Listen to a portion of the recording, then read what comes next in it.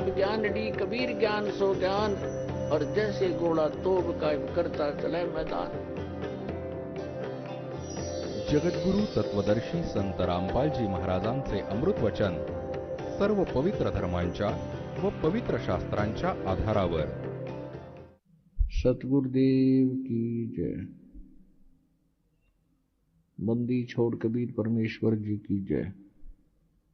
बंदी छोड़ गरीबदास जी महाराज जी की जय।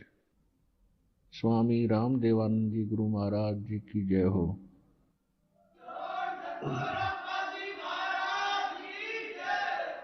गरीब नमो नमो सतपुरुष को नमस्कार गुरु की नहीं। सुर नर मुनि जन साधुआं संतों सर्वस्ती नहीं। सतगुरु साहेब संत सब डंडो तुम प्रणाम। आगे पीछे मध हुए तिनको जा कुर्बान। नराकार निर्विषम काल जाल वैभंजनम निर्लेपम निज निर्गुणम अकल अनुबेशंदनम। सोहम सुरति समापतम सकल समाना निर्तल। उज्ज्वल हिरंबर हरदमम वे परवा अथा है वार पार निमज्जतम। ग्रीव जो सुमर सिद्ध होई गणनायक गलता ना करो अनुग्रह सोई पारस पद परवाना। आदि गणेश मनाऊं गणनायक देवन देवा। चरण कमल लौलाऊं आद्यंत करूं सेवा। परम शक्ति संगीतम रिद्धि सिद्धि दाता सोई। अवगत गुण अतीतम सतपुरुष निर्मोही। जगदम्बा जगदीशम मंगल रूप मुरारी। तन मन अर्पों शीशम भक्ति मुक्ति भंडारी। सुर नर मुनि जन ध्यान ब्रह्मा विष्णु महेशा। शेष सहस मुख गावे पूज्य आदि गणेशा। इंद्र कुबेर सरीखा वरुण धर्म राय ध्यावे। समर्थ जीवन जी का मन इच्छा फल पावे। 33 कोटि अधारा ध्यावे शेष 88। उतरे बहु जल पारा कट है यम की फांसी। 33 कोटि अधारा ध्यावे शेष 88। उतरे बहु जल पारा कट है यम की फांसी। कर जोरों विनती करूं धरूं चरण पर शीश। गुरु जी राम देवानंद जी महाराज ने दियो नाम बख्शीश। कोटि कोटि सिजदा करूं कोटि कोटि प्रणाम। चरण कमल में राखियो मैं बंदी जाम गुलाम। कुत्ता हूँ गुरुदेव का रामपाल दास का नाम। गले प्रेम की जेवड़ी जाखे तो जाऊं। तो करो तो बावड़ो दूर दूर करो तो जाऊं। जो राखो तो ही रहूं जो देव सो खाऊं। परमपिता परमात्मा पूर्ण ब्रह्म साऱ्या सृष्टीचे रचनाहार कबीर साहेबजींच्या असीम कृपेने तुम्ही सर्व पुण्यात्मे परमात्म्याचा महिमा ऐकण्यासाठी उपस्थित झालात। परमात्म्याच्या शोधात हे आत्मे त्याच दिवसापासून लागले ज्या दिवसापासून हे त्याच्यापासून दूर होऊन इथे काळाच्या लोकात आले होते। कारण की यांना जे सुख सतलोकात मिळत होते ते सुख इथे नाही मिळाले आणि या काळ भगवानाने आपल्याला एवढे अज्ञानी केले, त्या परमेश्वराचे नामोनिशाण मिटवून टाकले.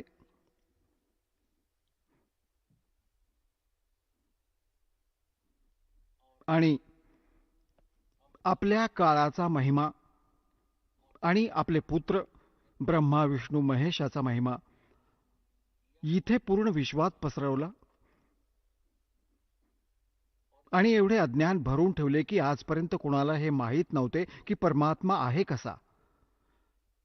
सर्व परमात्म्याला निराकार सांगत असत आणि सर्व हे देखील म्हणायचे की सद्ग्रंथ आपले जे आहेत प्रत्येक पवित्र धर्माचे ते खूपच सत्य ज्ञानयुक्त आहेत. पवित्र बायबल, पवित्र कुराण, पवित्र गुरु ग्रंथ साहेब, पवित्र पुराण, पवित्र वेद, पवित्र श्रीमद भगवत गीता, हे जेवढेही सद्ग्रंथ आहेत ते सर्वच आम्हाला मान्य आहेत. आणि यात हे देखील आमचे मानणे आहे आणि आम्हाला हे ज्ञान होते की यात जे लिहिले आहे ते सत्य आहे. आणि मग आपण याच्या व्यतिरिक्त जे ज्ञान ऐकून होतो ते अज्ञान होते की ब्रह्मा विष्णू महेश हे अजरामर आहेत, यांचे कोणी माता पिता नाहीयेत, यांचा जन्ममृत्यू होत नाही, हेच सर्वांचे सृजनहार आहेत, साऱ्या सृष्टीचे रचनाकार हेच आहेत आणि यांच्याच भक्तीने जीवाचे कल्याण होईल. हे ज्ञान आपण ऐकून होतो. आणि दुसरे प्रत्येक धर्मात असं म्हटलं जायचं की परमात्मा निराकार आहे, त्याचे काही साकार शरीर नाहीये, तो शरीर रहित आहे. तर हे ज्ञान जे आपण ऐकून होतो हे त्याच सद्ग्रंथांचे अनुमोदन करून साक्ष देऊन आपल्याला सांगितले गेले होते. जे सद्ग्रंथ आज आपण आपल्या डोळ्यांनी वाचत आहोत, बघत आहोत, पडताळत आहोत, त्यात काय लिहिलं आहे? ब्रह्मा विष्णू महेश नाशवान आहेत, यांचा जन्ममृत्यू होतो, हे सर्वेश्वर नाहीयेत, यांच्या पूजेने मोक्ष नाही मिळू शकत. आणि परमेश्वराने स्वतः येऊन कबीर परमेश्वरजी 600 वर्षांपूर्वी म्हणाले होते, तीन देव की जो करते भक्ति उनकी कदे ना होवे मुक्ति, गुण तीनों की भक्ति में ये भूल पड़ो संसार, कहे कबीर निज नाम बिना कैसे उतरो पार. आणि ज्या महापुरुषांना परमात्मा भेटले त्यामध्ये कोण कोण आहेत? आदरणीय धरमदास साहेबजी बांधव गडवाले, आदरणीय मलुकदास साहेबजी, आदरणीय दादू साहेबजी, आदरणीय नानक देव साहेबजी, आदरणीय गरीबदास साहेबजी गाव छोडाणी जिल्हा झज्जर हरियाणा वाले, आदरणीय घिसादास साहेबजी गाव खेकडा आणि जिल्हा बागपूर उत्तर प्रदेश वाले, आदरणीय स्वामी रामानंदजी काशीवाले, या महापुरुषांना परमात्मा या कलियुगामध्ये येऊन सरळ भेटले आणि या दासाला भेटले. तर त्यांनी त्या महापुरुषांना तर आपण मानतोच की ते महापुरुष होते. त्यांनी जे काही आपल्या अमृतवाणीत लिहिले आहे ते सत्य आहे. तर त्यांनी जी परमेश्वराची माहिती दिली आहे ती, आणि आपले सद्ग्रंथ काय सांगतात आणि ते, आणि परमेश्वराने स्वतः येऊन जे ज्ञान दिले ते तीनही मिळून जेव्हा आपल्याला एकच सल्ला देत आहेत की परमात्मा मनुष्य सदृश आहे, सहशरीर आहे, त्याचे नाव कबीर आहे, तर ते सर्व सद्ग्रंथांमध्ये विद्यमान आहे. सर्व महापुरुष ज्यांना परमात्मा भेटला त्यांच्या अमृतवाणीत विद्यमान आहे. आणि स्वतः परमेश्वराने येऊन सांगितले, हम ही अलख अला हैं, कुतुब गोस और पीर, गरीबदास खालिक धनी, हमारा नाम कबीर. तर जे आपण ऐकत होतो तो लोकवेद होता. लोकवेद म्हणजे दंतकथा. यथार्थ ज्ञान नसून एक परंपरागत ऐकीव ज्ञान पुढे चालत येते, त्याला लोकवेद म्हणतात. आणि त्याच आधारे आपण पूजा करत होतो. लोकवेदाच्या आधारे, आपण सद्ग्रंथांच्या आधारे भक्ती करत नव्हतो.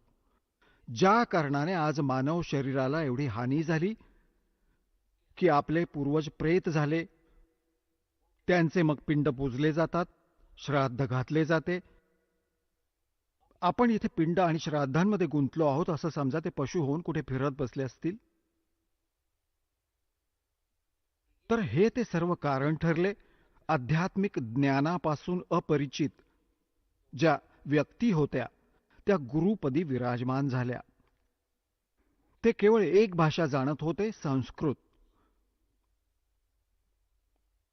आणि ज्या कारणाने आपल्याला काही शंका उत्पन्न नाही झाली की यांना सद्ग्रंथांचे ज्ञान नसेल.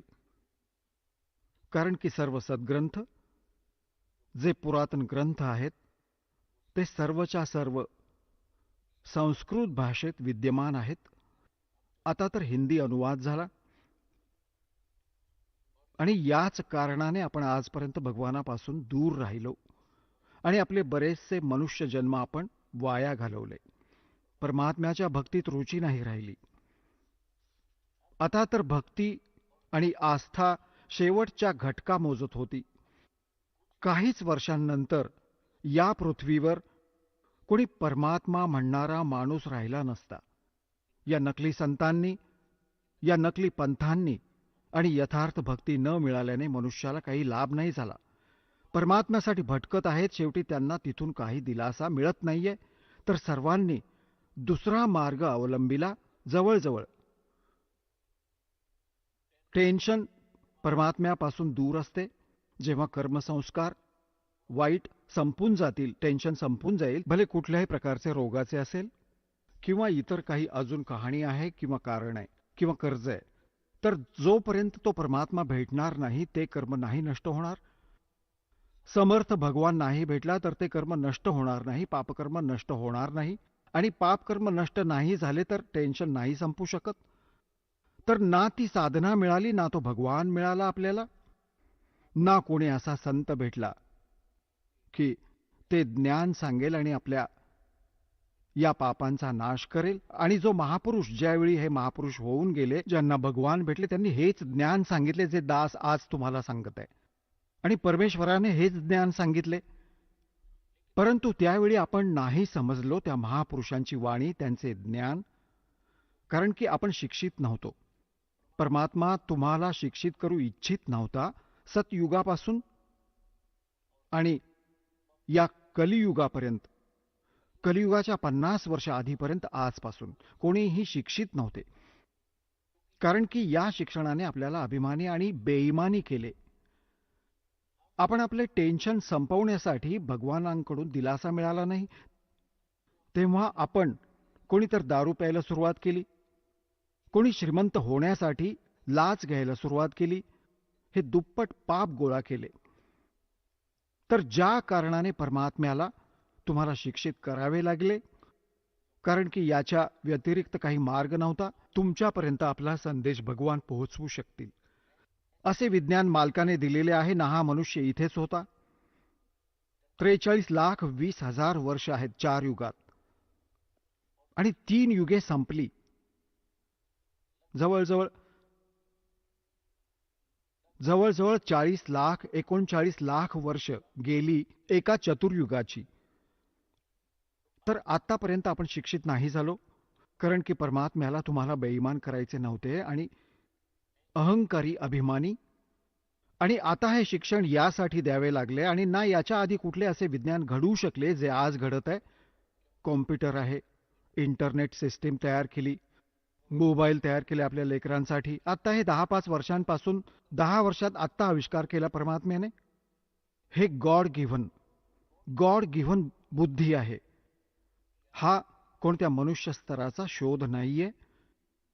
आणि परमात्म्याने यासाठी दिले की सर्व लेकरे माझे हे ज्ञान परत परत बघतील, प्रमाण तपासतील आणि मग चालता फिरता, काम करता करता माझा महिमा ऐकतील. कारण की आपण बिझी खूप झालो आहोत, खूप आपण व्यस्त झालो. काम तर खूप कमी झाले, कारण की मशीनने सर्व कामं होत आहेत आणि तरी आपण एवढे व्यस्त आहोत, वेळ नाही भगवानांची 2 क्षण भक्ती करण्यासाठी. या विज्ञानाने चक्र फिरवली, या धनाची हाव वाढली आपल्यामध्ये, तर या ज्ञानाने ही माया जमवण्याची हाव कमी होईल आणि भक्तीची हाव वाढेल. आणि तेव्हा हा आत्मा परमात्म्याच्या भक्तीमध्ये दृढपणे रमेल. तर त्यासाठी भगवानांनी ही वेळ निवडली आणि ते खरे ज्ञान, खरी भक्ती, यथार्थ भक्तिविधी आज या दासाला उपलब्ध केली. आणि त्याचबरोबर आता सन 1994 मध्ये दासाला आदेश झाला होता ही दीक्षा देण्याचा. आता त्याच्या लगेचच नंतर 5-7 वर्षाच्या आतच हे टीव्ही चॅनेल्स झाले आणि यांचा पूरच आला. तर काळाने आपला डाव खेळला की या सर्व टीव्ही चॅनेल्सवर आपल्या दूतांकरवी नकली ज्ञान प्रचार करायला सुरुवात केली. आणि मग जेव्हा आमचा नंबर आला सन 2003 मध्ये, आम्ही प्रयत्न केला होता. आस्था चॅनेलवर 3-4 महिने चालले होते. जर त्यावेळी हे ज्ञान 6 महिने अजून चालले असते, सगळी उलथापालथ झाली असती, सर्व विश्व जागं झालं असतं, तर या नकली संतांना, या नकली आचार्य आणि शंकराचार्यांना चिंता वाटली की जर हे ज्ञान जनतेपर्यंत पोहोचले तर आपली सुट्टी. तर यातून सिद्ध होते की या लोकांना भगवान नको आहे, ना हे कल्याण चिंततात कोणाचे, केवळ स्वार्थ इच्छित आहेत. तर ते एकदम आमचे बंद पाडले. काही हरकत नाही. त्याच्यानंतर असं कांड केलं, करोंथा कांड. खोटं बोलून खोटं बदनाम केलं. रामपाल निंदा करतो, तिथे असं होतं तसं होतं. त्यांचा उद्देश हा होता की याला संपवावं आणि तुमची पोल खुलायला नको आणि जनतेचे कल्याण नाही व्हावं. त्यांचा उद्देश हाच आहे. परंतु त्या परमात्म्याचं वचन आहे की हे ज्ञान संपूर्ण विश्वात जाईल, संपूर्ण विश्व भक्ती करेल. परमात्म्याची लेकरं आहेत. जे आमचा विरोध करत आहेत ती देखील भगवानांचीच लेकरं आहेत, ती परमात्म्याची लेकरं आहेत. परंतु हा काळ त्यांचा दुरुपयोग करत आहे, त्यांची कर्मे बिघडवत आहे. तर परमात्म्याने दया केली की बघा, आधीपेक्षाही 1000 पटीने वाढली आहेत आमची संगत देखील, आमचा प्रचार देखील. तर हा परमात्म्याने चालवलेला मार्ग आहे त्याच्या एका वचनाने सर्व ब्रह्मांड तयार झाली आणि आपल्या जागी फिरत आहेत. कोणी त्यांना थांबवून दाखवावं वैज्ञानिकांनी? अशाच प्रकारे हे परमात्म्याचे वचन आहे. त्याच्या वचनाने हे ज्ञान संपूर्ण विश्वात जाईल. 2 दिवस मागं पुढं सर्वांना मानावं लागेल, कारण की खूप दिवस पाहिले परमात्म्याने आपल्या लेकरांना तडफडत भोगत 3 युग देऊ केली काळाला. आणि किती संतोष केला मालकांनी. कोणाचं लेकरू दुःखी असेल, आई वडिलांना चैन नाही पडत. आता त्यांना माहीत होते हा दुःखी आहे. सतयुग, त्रेता, द्वापारमध्ये देखील दुःखी होते, परंतु एवढे नव्हते जेवढे कलियुगात झाले. तर या कलियुगात इथपर्यंत यायचे होते तुम्हाला घेऊन, आणि आता तुम्हाला ते ज्ञान द्यायचं आहे. आपल्या शरणी संपूर्ण विश्वाला मालक घेणार आहेत आणि तुमचे कल्याण होईल, संपूर्ण विश्वाचं कल्याण होईल. हे परमात्म्याचं वचन आहे. आता प्रसंग आहे,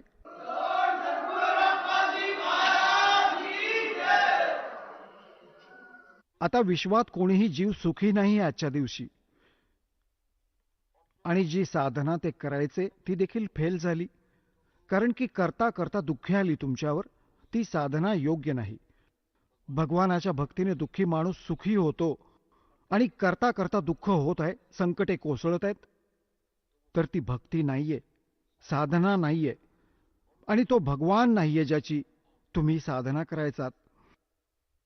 तर आता परमात्म्याने ती कृपा केली आहे की यथार्थ ज्ञान या दासाला दिलंय आणि सन 1994 पासून आजपर्यंत जवळजवळ 20 वर्ष झाली आहेत.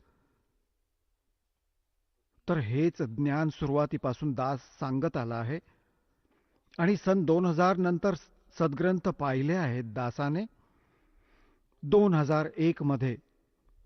तर त्यावेळी सद्ग्रंथात पाहिले तर जे ज्ञानपूर्वी दास सांगत आला होता आणि जे मंत्र नाम आधीपासूनच देत आला होता ते आपल्या सद्ग्रंथात जसेच्या तसे मिळाले. तर अजून उत्साह आणि आनंदाला परिवार नाही राहिला की परमात्मा या सद्ग्रंथांशी हे ज्ञान जर जुळून आले तर तुमची लेकरे तुम्हाला ओळखू शकतील. नाहीतर जर आम्ही ज्ञान ऐकवत राहिलो कबीर साहेबांची केवळ वाणी घेऊन किंवा या महापुरुषांची वाणी घेऊन, हे भक्त तुम्हाला दृढतेने नाही मानू शकणार. मग असे ज्ञान दाखवले दात्याने, सर्व वेद साक्ष, सगळे सद्ग्रंथ प्रमाण देत आहेत, Kabir is God, Kabir is God. कोण कबीर? तो धाणक कबीर, विणकर कबीर, जे काशीमध्ये 120 वर्ष राहिले, आपल्या ज्ञानाचा प्रचार देखील करायचे, साऱ्या ब्रह्मांडांचे संचालन त्या झोपडीत बसून करायचे आणि आपल्याला ज्ञान देखील द्यायचे. ते प्रत्येक युगात अशा लीला करतातच करतात. तर आता काळाने परमात्मा या काळाला म्हणाला होता, प्रथम कलियुगामध्ये नाही, प्रथम सत्ययुगामध्ये जेव्हा परमेश्वराने पाहिले की सर्व जीव दुःखी झाले, हाहाकार माजलाय, आपण जेव्हापासून या काळाच्या लोकात आलो आहोत, आपण ते सुख विसरू शकत नाही आहोत, जे आपण सोडून आलो आहोत. परंतु आपल्याला माहिती नाही की ते आहे कुठे. याने एवढी भुरळ पाडली की ते आहे कुठे. ते सुख आपण इथेच शोधत आहोत, या मिठाच्या पोतडीत, या मिठाच्या बाजारात आपण साखरेची चव शोधत आहोत. आणि साखर आणि मीठ हे एकसारखेच दिसतात, दिसायला एकसारखेच असतात, परंतु त्याच्या चवीमध्ये जमीन आसमानाचा फरक असतो. तर हा काळ देखील भगवान आहे इथला. इथली व्यवस्था आपण बघत आहोत, जसे दिवस रात्र होत आहेत, थंड वारा वाहत आहे, फळदार वृक्ष आहेत आणि जमिनीत पाणी आहे, खूप सुंदर पाणी आहे, गोड आहे.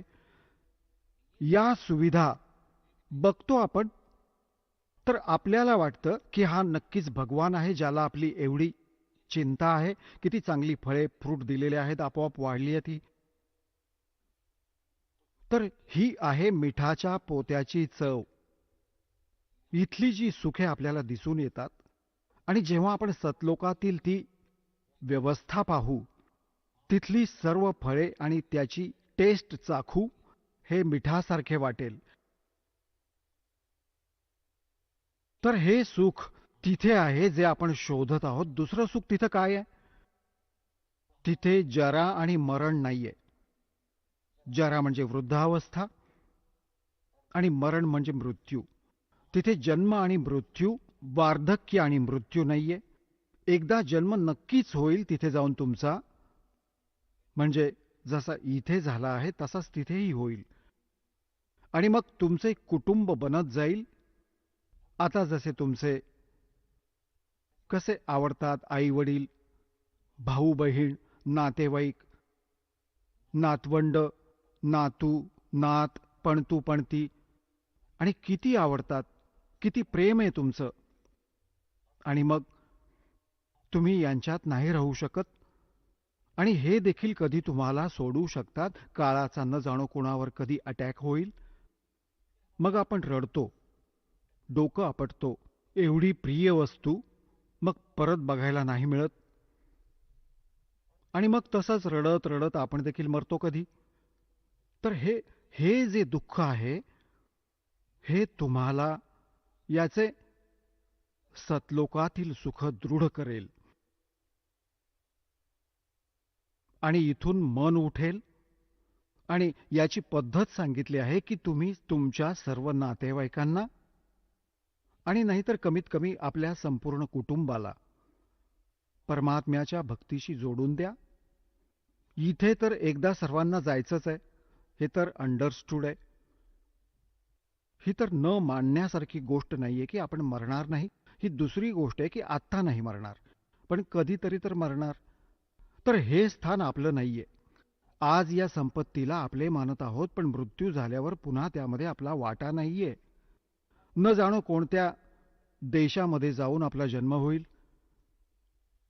तर ही इथली वस्तू आपली कुठलीही नाहीये. हा अस्थायी, हा आपला मुक्काम आहे, अस्थायी निवास आहे. आणि याला तुम्ही स्थायी करण्याची कुचेष्टा करत करत अनेक युगे गेली, असंख्य युगे गेली. मरतो, मग विचार करतो, घर बांधू, बंगला बांधू, थाटात राहू, तेवढ्यात मृत्यू होतो. ही आपली चूकच आहे. बाकी मग त्याच स्पीडने चालले. तर इथून निघण्यासाठी या ज्ञानाचा आश्रय घ्यावा लागेल, आपल्याला आधार घ्यावा लागेल. आणि त्यानंतर मग भक्ती करा. जोपर्यंत तुम्ही आहात तोपर्यंत भक्ती केली तर जे तुमचे जे प्रिय सदस्य आहेत परिवारातले, त्यांचंही रक्षण भगवान करेल.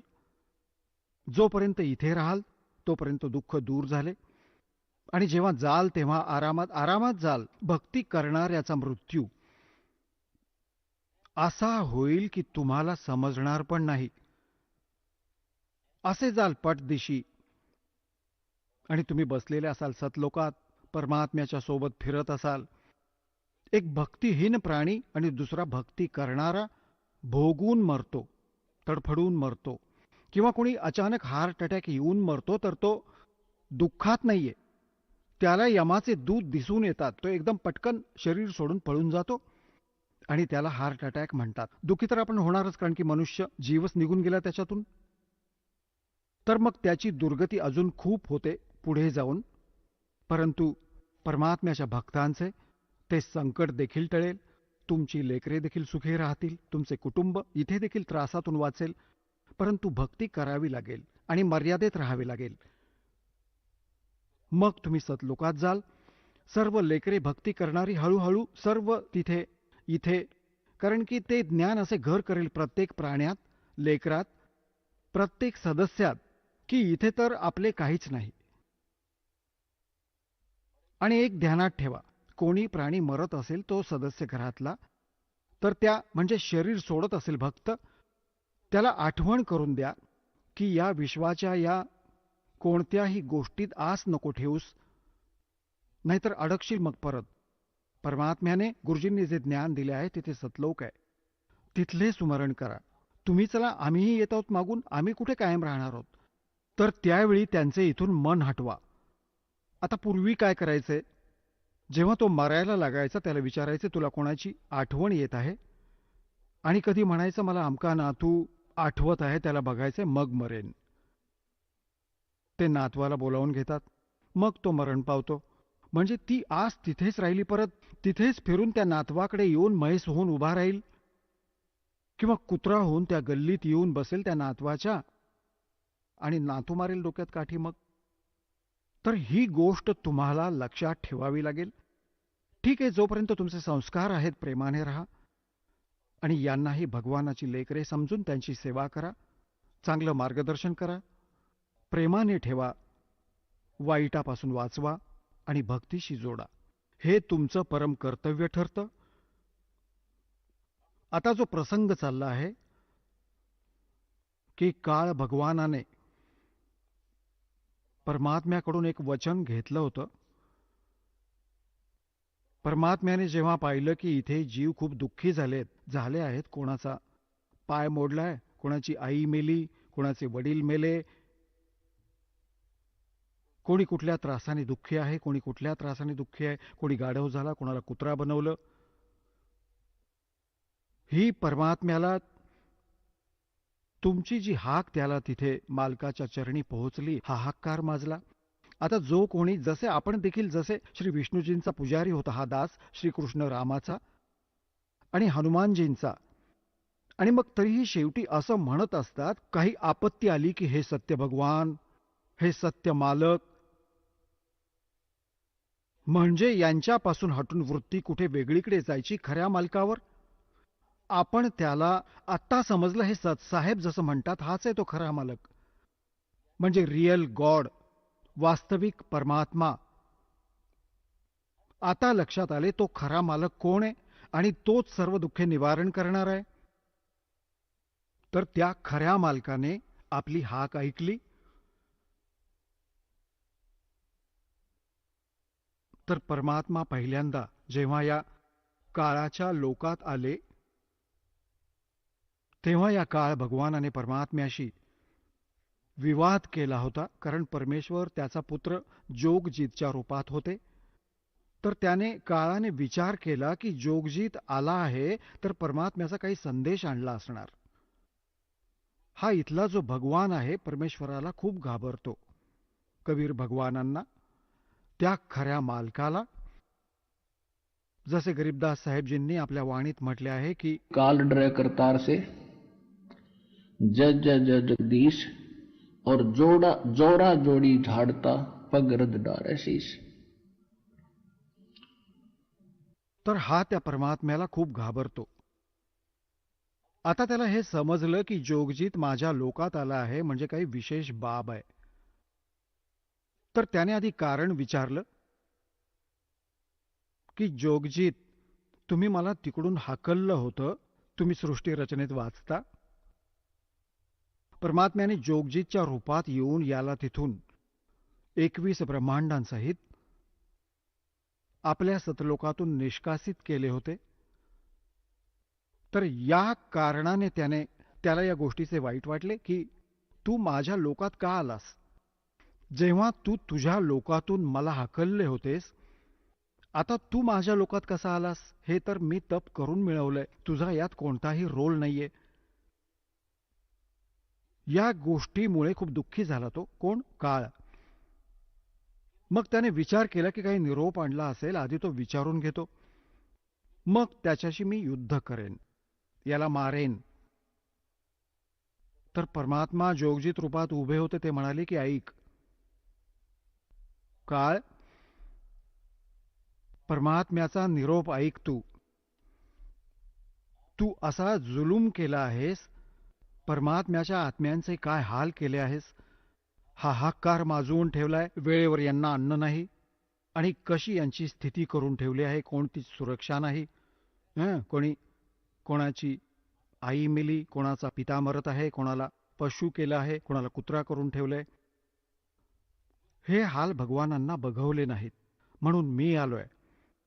आणि ऐक त्यांचा निरोप, मी खाली जाईन सर्व ब्रह्मांडात आणि तुझी पोल खोलेन, तुझे बिंग फोडून टाकेन. तू भगवान नाहीयेस, हा काळ आहे. हा तुम्हाला खाण्यासाठी इथे थांबवून ठेवत आहे आणि सगळी तुझी गोष्ट सांगेन, परमात्म्याची खरी गोष्ट सांगून सृष्टीरचना ऐकवून त्यांच्यात दृढता आणेन आणि खरे नाम माझ्याकडे आहे, परमात्म्याने दिलेले ते नाम ऐकवेन. त्यांची भक्ती करून ते सरळ तिकडे निघून जातील जिथून ते आले होते. आता ही गोष्ट ऐकून त्या ज्योती निरंजन काळाला खूप मोठे दुःख झाले आणि एवढा राग आला की या जोगजीतला आत्ता संपवून टाकावे, कारण हा तर माझा विनाश करेल, उजाडून टाकेल मला. जर खालील प्राण्यांना परमात्म्याची माहिती झाली तर हे सर्व पळून जातील आणि तू इथे एकटा राहशील आणि तुझी बाग उजाड होईल, तुझी शेती संपून जाईल. हा तर आपली शेती करून पाळत आहे, सत्य समजून चला. ही काही दासाची स्वतःची मनगढंत कहाणी नाहीये, हे गॉड गिव्हन स्पिरिच्युअल नॉलेज आहे. स्वतः परमात्म्याने येऊन सांगितले आहे की तू इथे जन्म मृत्यूमध्ये का दुःखी आहेस, की याला 1,00,000 मानव शरीरधारी प्राणी रोज खावे लागतात. आणि ज्या कारणाने याने तुम्हाला इथे पाळून ठेवलाय, जसं कसाई बकरे पाळतो. पुण्यात्म्यांनो, ज्या दिवशी ही तुमची भांग उतरेल ना, इथली सगळी नशा उतरेल या काळाची, या खोट्या व्यवस्था बघून तुम्ही भुलून फिरत असता, कोणी मंत्री झाला, कोणी महामंत्री झाला, आणि भटकत आहात. सारा दिवस या खेळण्यांशी खेळून हे जीवन वाया घालवता. आज तर महामंत्री झाला, प्रधानमंत्री झाला, साऱ्या पृथ्वीचा पती झाला, आणि आता पुढच्या जन्मी काय होणार? गाढव होणार. तेव्हा कुठे जाईल तुझी प्रभुता? तर परमात्म्याला आपल्या लेकरांचे पुढचे दुःख दिसत असते, आणि आपल्याला ज्ञान झाले, आपल्याला देखील यांचे पुढचे नेक्स्ट पाऊल दिसून येते, हे विहिरीत पडणार पुढे जाऊन. तर आपल्याला वाटते की यांचा हात धरावा, यांना विहिरीत पडू नाही द्यावे, यांना सत्य भक्ती आणि सत्य ज्ञान सांगून यथार्थ भक्ती आणि यथार्थ कमाई, या भक्तीची यांच्यामध्ये रुची निर्माण करावी, हे आपले कर्तव्य झाले भगवानांच्या आदेशानुसार. तर या काळाने तुम्हाला असं पाळून ठेवलं आहे जसं कसाई बकरे पाळतो. आता कसायाच्या, तुम्ही बघता कसायाच्या बकऱ्यांना, बकरे आणि बकऱ्या, नर मादी दोघांना एकत्र सोडून देतो. एक मोठं कुरण तयार करतो शेतात, घास फूस झाडपाल्याचं, आणि त्याच्या चारही बाजूंना कुंपण लावून टाकतो. एक शेड तयार करतो, एक झोपडी त्यांच्यासाठी ऊन पावसातून वाचण्यासाठी, आणि एक सरोवर बांधतो, तलाव, तिथे त्यांना पाणी पिण्यासाठी. तिथे चरतात, पाणी पितात, ऊन पावसापासून वाचण्यासाठी झाडाखाली किंवा शेडच्या खाली येतात. आणि तो कसाई जेव्हा जातो त्या बकऱ्यांकडे, त्यांना समजतं, किंवा कसायाचे नोकर जातात, तर ते या भोळ्या प्राण्यांना असं वाटतं की हे किती दयाळू आहेत सगळे, आमची किती देखभाल करतात, किती काळजी घेत आहेत, आणि कशा सुविधा देऊ केल्या आहेत, तर ते खूपच नेक स्वामी वाटू लागतात. परंतु जेव्हा त्याला गरज पडते कसायाला, तो काढून घेतो 10 पाहिजेत, 20 पाहिजेत त्यांच्यातल्या, तेव्हा नाही बघत की कोणाचा मुलगा येतोय, की कोणाची आई आली आहे, किंवा सगळं कुटुंब भलेही आलं असेल, बेशक येऊ देत. कसाई कोणाला म्हणतात? तर पुण्यात्म्यांनो, जेव्हा कधी कधी तो कसाई किंवा त्याचे नोकर जेव्हा त्या बकऱ्यांमध्ये जातात, शेळ्यांमध्ये, तर त्याला भला माणूस समजून त्याच्यावर प्रेम करू लागतात, त्याच्याकडे पळत जातात, त्याच्यावर प्रेम करतात, असे वर पाय उचलून छातीशी कवटाळू पाहतात, आणि त्याचे हात चाटतात. तो बघत आहे असा हात लावून, तो कसाई बघत आहे की कोणामध्ये किती मांस भरले, कोणामध्ये किती आहे, आधी कोणाचं तिकीट कापावं, आणि त्या चाटतात. स्वामी चांगला मालक समजून त्याला प्रेम देतात. तर परमात्मा सांगतात की तुम्ही या सुविधा बघून अशा समजुतीत आहात की भगवान मोठा दयाळू आहे, आणि मग दुःखच दुःख कोसळवतो. कोणाचं कुटुंब नष्ट झालं, कोणाची आई मारली गेली, कुठं पूर आला, कुठे रोगाने, कुठे दुर्घटनेत हाहाकार माजलाय, किंवा अन्य कोणत्या आजाराने. तर त्यावेळी तुमची बुद्धी एवढी नाही चालत की ही वीज का कोसळली या कुटुंबावर. आपण विचार करतो की आपण नाही मरणार, आपण ठणठणीत आहोत. त्या दुर्घटनेच्या आधी ते देखील ठणठणीत समजत होते. तर हा भ्रम दूर होईल या सत्संगातून, कारण की हा सत्संग आहे आणि भगवानाने दिलेले सांगितलेले ज्ञान आहे, 100% सत्य आहे. आपण वेगवेगळ्या व्यवस्थेत अनेक दिवसांपासून बांधलेले आहोत, त्यामुळे बऱ्याच वेळा आपली बुद्धी स्वीकार नाही करत की हे असं कसं होईल, हा कसं खातो. शरीर तर इथेच राहतं, जसं काजू. तुम्ही बदाम पाहिले असतील, बदाम वरचं कव्हर खायचं नसतं, आत गर असतो. अशाच प्रकारे हे शरीर जे वरचं असतं ते तर आतला गर करण्यासाठीचं कव्हर आहे, म्हणजे सूक्ष्म शरीर आहे याच्या आत. त्याच्या आत आपण सर्व आयुष्यभर जे खातो पितो आणि जी काही व्यसनं करतो, त्या सगळ्यांचा अंश त्या सूक्ष्म शरीरात लुप्त होतो. बाकी तर शरीर या स्थूल शरीराचं पालन पोषण करण्यातच व्यस्त असतं, आणि काही त्याच्या आत सामावतं. जसं तुम्ही बघता की हुक्का, बीडी, दारू ही तपकीर आणि हे अफीम या खायच्या गोष्टी आहेत, आणि सर्वात जास्त सगळ्यांच्या घरात पोचल्यात. कलियुगात एखादाच कोणी वाचला असेल, व्यक्ती वाचली असेल, तर घर नाही वाचलंय. तर हे का खात आहेत? कारण की हे मन आहे, याने आपले एजंट सोडलेत, काळाचे दूत आहेत. हे दुसरं रूप काळाचं समजा, आणि याला वाटतं की जास्त टेस्ट याला मिळावी, खावी, हुक्का प्यावा, तंबाखू प्यावी, खावी, याचा तेवढाच अंश त्यात जाईल सूक्ष्म शरीरात. आणि मग त्यांना भाजून एक तप्तशिला खूप मोठीशी आहे तव्यासारखी दगडाची, त्यावर टाकतो 1,00,000 प्राण्यांना, सूक्ष्म शरीराला. हे स्थूल शरीर इथेच राहून जातं. याच्या अंतिम संस्कारात आपण व्यस्त असतो. कधी याचे पिंड घालतो, कधी गंगेत सोडतो, कधी तेरावा करतो, आणि तो तप्तशिलेवर भाजला जात असतो. तर मग त्यातून जी घाण निघते, ते सूक्ष्म शरीर भाजल्यावर जीव मरत नाही सूक्ष्म शरीरात, परंतु दुःख खूप होतं. ह्याला हा काळ खातो. ज्या कारणाने त्याने इथे तुम्हाला पाळलं आहे, थांबवलं आहे. आता इथे प्रश्न एक अजून येतो मनात. सृष्टी रचना तर तुम्ही वाचता, तिथे हे लिहिलेलं आहे की परमात्म्याने याला शाप दिला. 1,00,000 मानव शरीरधारी प्राणी नित्य खाण्याचा.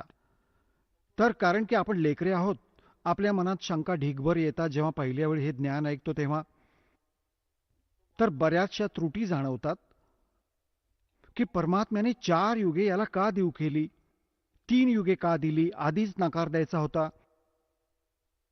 हे आधी तर तुम्हाला तिथे अडवतच होते सतलोकात की तुम्ही नका जाऊ, याचं म्हणणं नका ऐकू, याच्याकडे नका बघू. तेव्हा कुठे आपण ऐकलं होतं? तेव्हा भगवानाला आपण धोका दिला आणि आपल्या पायावर कुऱ्हाड मारून आज इथे हे गाढव कुत्रा होऊन इथे दुःख भोगत आहोत. तर परमात्म्याला माहीत होतं की सतयुग त्रेता द्वापारमध्ये हे माझं नाही ऐकणार, कारण की यांना सुख मिळेल यांच्याच कर्माचे, मागच्या संस्कारांचे. जे सतलोकातून धन घेऊन आले होते भक्तीचे, आता ते तुमचं चालत राहिलं आणि कलियुगात आल्यावर ते संपून जातं. आणि परमात्मा तुम्हाला अशी भक्ती देईल, जी दास तुम्हाला देईल, तुम्ही तेवढेच चार्ज व्हाल त्या भक्तीने, या मंत्रांनी, आणि तेवढेच भक्तियुक्त व्हाल जेवढे तिथून संचित होऊन आला होतात. भक्ती सॅच्युरेटेड होती, परिपूर्ण होतात, आणि याचे कर्ज देखील उतरेल ज्या कारणाने थांबवता येतो तुम्हाला. तर असे आपण परत जाऊ. ती भक्ती दासाकडे उपलब्ध आहे, या विश्वात कोणाकडेच नाहीये. आणि आता सगळ्यांचे कल्याण होईल जर या मार्गावर चालू लागलात तर. हे तर मालकाचं वचन आहे, होणार.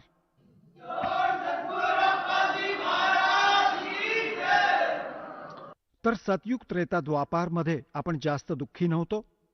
वातावरण चांगले होते, दष्टपुष्ट शरीर होते, लांबलचक आयुष्य होते, निरोगी शरीर होते. मृत्यू कधीतरी यायचा. तर सांगण्याचा अर्थ हा आहे की आता परमात्म्याला माहीत होते की जेव्हा यांची बॅटरी डिस्चार्ज होईल, पुण्य अगदी संपून जातील, आणि ज्या साधना हे सतयुग त्रेतामध्ये करत होते त्याचेच त्यावेळी त्यांना सुख मिळत आहे असं वाटत होतं. त्यामुळे सुख नव्हतं मिळत, ते तर तुमच्या संस्कारांमुळे मिळत होते. आता कलियुगात परमात्म्याला माहिती होतं की काळ जो आहे, आता काळ काय म्हणाला होता की कलियुगात हा प्रसंग नंतर ऐकवेल दास तुम्हाला. तर प्रसंग हा चालू आहे की सतयुग त्रेता द्वापारमध्ये तुम्ही एवढे दुःखी नव्हतात, त्यामुळे भगवानापासून लांब राहिलात. आणि ज्या साधना तुम्ही करत होतात तुम्हाला वाटत होतं की त्यामुळे मला लाभ होत आहे, आणि आता तुम्हाला त्या साधना देखील करत आहात आणि त्यातून लाभ नाही होत. कारण की आधी तर तुमची पुण्य होती, तीच फळत होती. तुम्हाला वाटायचं की या साधनेने होत आहे. आता काय केलं काळाने, जेव्हा परमात्मा म्हणाले काळाला की मी खाली जाईन, तुझं पितळ उघडं पाडेन आणि सगळ्यांना यथार्थ भक्ती, यथार्थ ज्ञान सांगेन, खऱ्या भगवानाबद्दल त्यांना माहिती देईन आणि सगळ्यांना नाम देऊन मी परत पार करेन, यासाठी मी खाली जाईन. तर काळ म्हणतात की एकदम इतका माझ्यावर असा तुटून पडला. धरमदासजींना सांगत आहेत परमात्मा, कबीरजी. तर मी धरमदास सतनामाचं सुमरण सुरू केलं आणि या सतनामाच्या सुमरणानेच त्याच्यावर एवढा वाईट परिणाम झाला की एवढे भयंकर रूप धारण करून माझ्यावर चालून आला होता तो. एकदम असा पडला जमिनीवर जसे पक्ष्याचे पंख छाटले जातात, पडून पडून तडफडत असतो, तो विवश होतो उडण्यासाठी, अशी स्थिती झाली. असा तळमळत आहे पडल्या पडल्या. एका सुमरणाचा एवढा परिणाम झाला त्याच्यावर. तर पुण्यात्म्यांनो, इथे परमात्मा आपल्यालाही सतर्क करतात की कधीही तुमच्यावर काही अशी आपत्ती आली तर जगातल्या कोणत्या व्यक्तीचे स्मरण नका करू. या मंत्राचा जप करा. प्रथम मंत्र मिळाला असेल तर प्रथम मंत्राचा जप करा. सतनाम मिळालं तर सतनामाचं सुमरण श्वासाने करा. सारनाम मिळालं असेल तर सारनामाचं सुमरण आपले करा. सतनाम मिळाल्यानंतर सतनामाचं सुमरण करा. अशा परिस्थितीत प्रथम मंत्र नका करू. सारनाम मिळाल्यानंतर मग सतनामाचं सुमरण नका करू, ते सारनामच करा. प्रथम मंत्र मिळाला असेल तर प्रथम मंत्रच करा. त्यातही खूप पॉवर आहे, ताकद आहे. तर ही स्थिती आहे. तर ते म्हणतात की मी सुमरण केले तर तो असा पडला. तो समजला की याच्याजवळ काही प्रबळ शक्ती आहे, मंत्र आहे, ज्या कारणाने मी विवश झालो. चरणात येऊन पडला, पाय धरले, घसटत घसटत येऊन परमात्मा कबीरजींचे. तर सांगण्याचा अर्थ हा आहे की त्यावेळी त्याने काय मागितले होते. चरण पकडून, चरण धरून म्हणू लागला की भाऊ, तुम्ही माझे मोठे भाऊ, मी तुमचा लहान भाऊ. कारण की परमात्मा जोगजीत रूपात होते.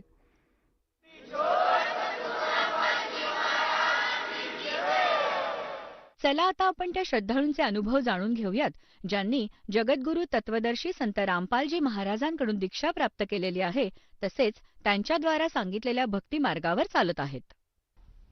नमस्कार. नमस्कार. आपलं नाव? सोमनाथ कारभारी नेरकर. आपण कुठून आलात? मी मुक्काम पोस्ट येडगाव, तालुका जुन्नर, जिल्हा पुणे, महाराष्ट्र. आपला व्यवसाय काय आहे?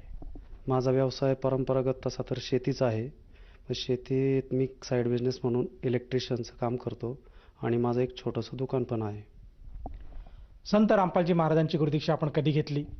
संत रामपालजी महाराजांची गुरुदीक्षा मी 4 फेब्रुवारी 2018 मध्ये घेतली. संत रामपालजी महाराजांची गुरुदीक्षा घेण्या अगोदर आपण व आपला परिवार कोणती भक्ती साधना करत होतात?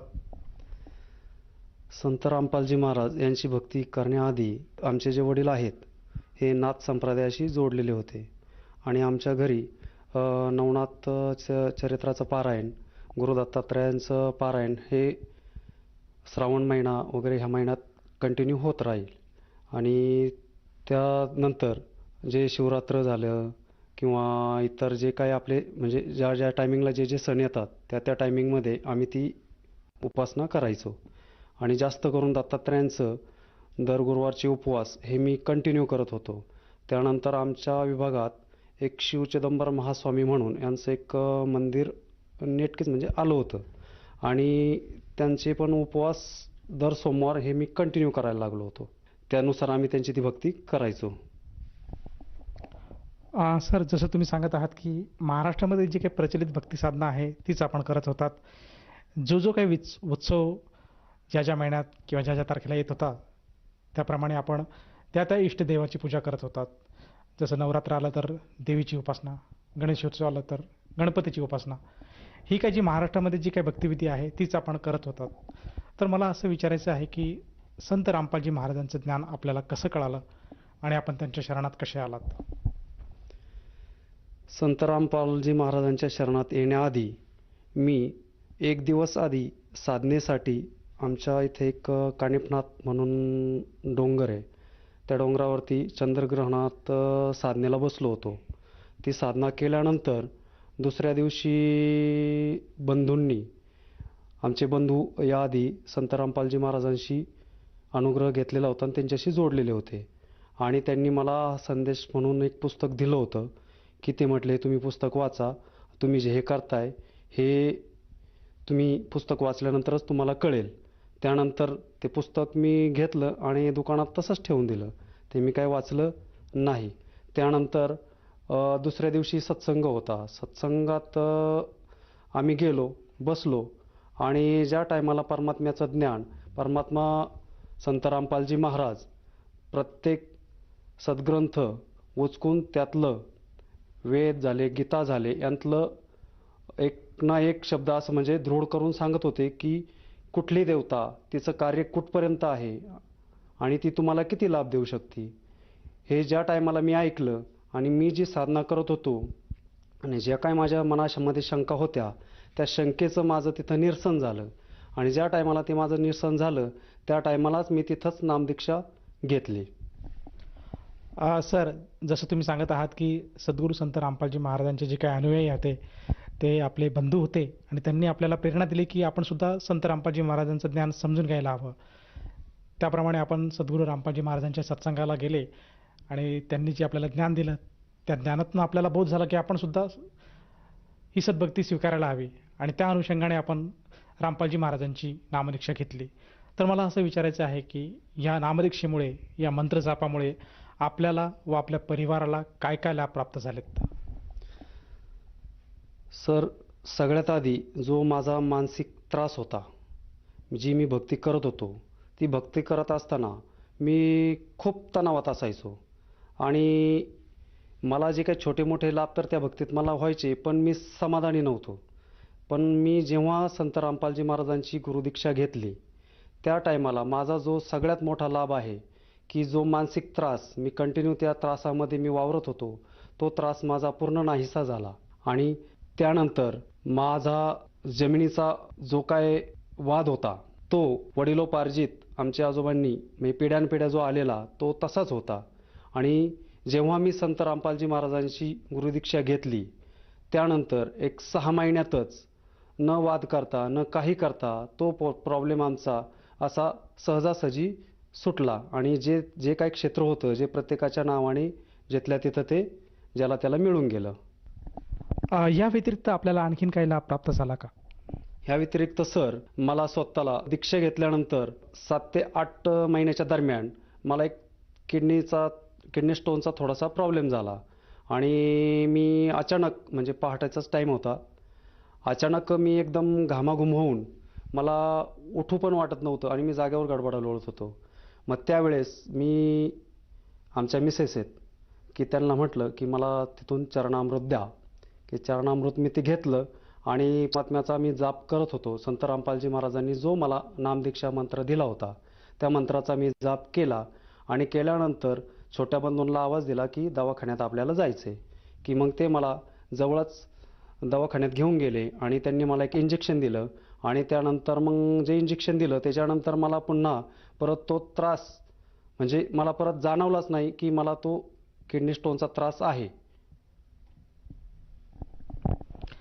सर, जसं तुम्ही सांगत आहात की संत रामपालजी महाराजांच्या शरणात आल्यानंतर आपल्याला पूर्णपणे मानसिक शांतता लाभली. त्याचप्रमाणे जो काय आपला शेतीचा वाद होता त्यातनं सुद्धा आपण बाहेर आलात आणि आपल्या हिश्श्याची जमीन, जे काही क्षेत्र आहे ते आपल्याला प्रदान करण्यात आलं. मला असं विचारायचं की आज आपण शेतकरी आहात आणि आज जर महाराष्ट्रामध्ये शेतकऱ्यांची परिस्थिती बघितली तर बरेचसे शेतकरी आज हताश झालेले आहेत, निराश झालेले आहेत निसर्गाच्या मारामुळे.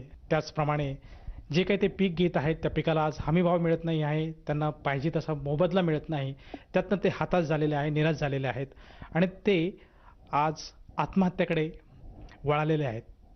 तर मला असं विचारायचं आहे की जे शेतकरी आज संत रामपालजी महाराजांच्या शरणात नाही आहेत ते हा विचार करत आहेत, तर आपण सुद्धा या विचारामध्ये आहात का की आपल्या मनामध्ये सुद्धा अशा प्रकारचे विचार येतात का?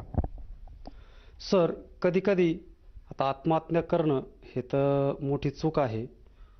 तरीही मानसिक दबावाखाली जो शेतकरी ह्या प्रेशरमध्ये वावरत असतो त्या टायमाला त्याला कुठलीही म्हणजे असं सुचत नाही की मी आता नक्की काय केलं पाहिजे. तर आत्महत्या करणं हे तर चुकीचं तर आहेच, पण संत रामपालजी महाराजांशी ज्या टायमाला मी जोडलो गेलो त्या टायमाला जे माझं मानसिक तणावात मी जे वावरत होतो त्या मानसिक तणावातून मी पूर्ण मुक्त झालो आणि आज माझ्यावरती थोडंफार कर्ज आहे, पण त्या कर्जाचं मला एक थोडंसुद्धाही टेन्शन नाही आणि ते कर्ज माझं कसं, म्हणजे माझे हप्ते ते वेळेवर कसे होतात, कसे होतात, कसे पेड होतात हे मलासुद्धाही कळत नाही. ही रामपालजी महाराजांची माझ्यावर मोठी दया आहे. जो शेतकरी वर्ग आहे त्यांना आपल्या मुलं आणि मुलीचं जे लग्न आहे, जे करिअर आहे हे घडवण्यासाठी त्यांना जो पावलोपावली जो प्रश्न पडत असतो की यांचं कसं होईल, जर निसर्गाने आता जर साथ नाही दिली तर माझ्या मुलांचं पुढं काय होईल. की जी आपल्या महाराष्ट्रात प्रचलित हुंडा वगैरे ह्या ज्या काही गोष्टी आहेत ह्या परंपरेने जे चालत आलेल्या आहेत ह्या परंपरेनुसार त्यांना तो मानसिक त्रास हा तर कंटिन्यू त्यांना जाणवतच असतो. पण मी संत रामपालजी महाराजांशी जसा मी जोडलो गेलो, त्यांची जशी माझ्यावर दया झाली, नाम त्यांनी मला दिलं, तिथून पुढं ह्या गोष्टींचा मला थोडीही चिंता नाही, या गोष्टीचा मला थोडाही त्रास नाही, की मला त्या गोष्टीचा कधी प्रश्नही पडत नाही की माझ्या मुलीचं उद्या शिक्षण कसं होईल, तिचं लग्न कसं होईल, की तिला हुंडा किती द्यायला लागेल, ह्या गोष्टीची मला थोडीही चिंता राहिलेली नाही. आणि संत रामपालजी महाराज यांची जी शिकवण आहे की हुंडा न देणे न घेणे, हुंडा देणे हे एक कुप्रथा आहे आणि ती मोडीस काढण्यासाठी हे जे त्यांचं मिशन आहे, हे जी त्यांची शिकवण आहे, ही त्यांच्या प्रत्येक जे काय त्यांच्याशी जोडलेले भक्त आहेत, त्यांचे जे शिष्य आहेत, हे त्यांचे शिष्य ते त्यांनी दिलेली जी शिकवण ही ते जपता आहेत. त्याच्यामुळं जी माझी आज मुलगी आहे, माझ्या मुलीचं भविष्यात तिचं लग्न कसं होईल किंवा होणार की नाही याची मला अजिबात चिंता नाही. माझी चिंता ही सर्व संत रामपालजी महाराज हे मी यांच्यावरती सोपवली आहे आणि मी एकदम त्यांच्याशी दृढ असल्यामुळं मला कुठलीही चिंता भासत नाही. सर, जसं तुम्ही सांगत आहात की संत रामपालजी महाराजांचा मार्ग हा अनमोल मार्ग आहे. यामध्ये जी शिकवण दिली जाते ती अतिशय अनमोल आहे. यामध्ये हुंडा घेणं देणं ह्या ज्या काही कुप्रती आहे किंवा ज्या काही कुरीती आहेत, यातनं माणूस हा दूर लोटला जातो आणि त्यातनं तो पवित्र होऊन या गोष्टीपासून, ह्या कुरीतीपासून दूर जातो आणि ह्या गोष्टींचं त्याला जे काही त्रास आहे, जे काही टेन्शन आहे ते त्याला भेडसावत नाहीत. तर ह्या आपल्या अनुभवातनं आणि ह्या आपल्या शिकवणीतनं आपण सर्वसामान्य इतर शेतकरी बंधू भावांना काय संदेश द्याल? मी संत रामपालजी महाराज यांच्याशी जोडल्यानंतर जी माझ्यात शारीरिक, मानसिक, आर्थिक ह्या गोष्टीची प्रगती झाली, याच्यासाठी मी तुम्हा सर्वांना विनंती करत आहे की जोपर्यंत तुम्ही संत रामपालजी महाराज यांचं ज्ञान समजून घेत नाही, तोपर्यंत तुम्ही ह्या लाभापासून, जसे की शारीरिक, मानसिक आणि आर्थिक ह्या स्थितीपासून तुम्ही तुमची सुटका होऊ शकत नाही. सर, जर कोण्या साधकाला आपला इंटरव्ह्यू बघून असं भासत असेल की आपण सुद्धा सद्गुरू संत रामपालजी महाराजांची नामदीक्षा घ्यावी, तर तो साधक किंवा तो व्यक्ती सद्गुरू रामपालजी महाराजांची नामदीक्षा कशी घेऊ शकेल? सद्गुरू रामपालजी महाराज यांची दीक्षा घेण्यासाठी टी व्ही चॅनलवरती त्यांचे सत्संग येतात आणि ते सत्संग चालू असताना खाली काही नंबर फ्लॅश होत असतात. त्या नंबरवरती कॉन्टॅक्ट करून तुम्ही संत रामपालजी महाराज यांच्याशी संपर्क करू शकता आणि तिथे जाऊन तुम्ही नामदीक्षा घेऊ शकता. सर, या नामदीक्षेसाठी त्या साधकाला किती पैसे मोजावे लागतात? सर, ह्या साधनेसाठी एकही रुपया द्यावा लागत नाही. ही दीक्षा एकदम निशुल्क आहे. धन्यवाद. नमस्कार. धन्यवाद.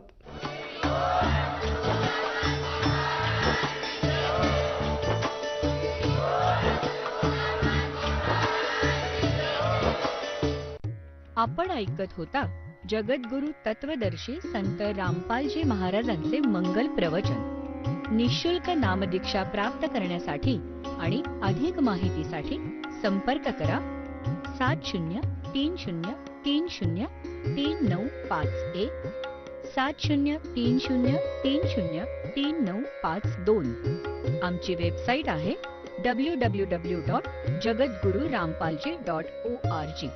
सर्व पवित्र धर्मांच्या व पवित्र शास्त्रांवर आधारित प्रमाणित अनमोल पुस्तक ज्ञानगंगा किंवा जगण्याचा मार्ग यापैकी कोणतेही एक पुस्तक निशुल्क मागवण्यासाठी आम्हाला आपले पूर्ण नाव, पूर्ण पत्ता, पिनकोड सहित आणि फोन नंबर लिहून 7030303951 7030303952 नंबरवर SMS करू शकता किंवा आम्हाला 7030303950 नंबरवर व्हॉट्सअप देखील करू शकता.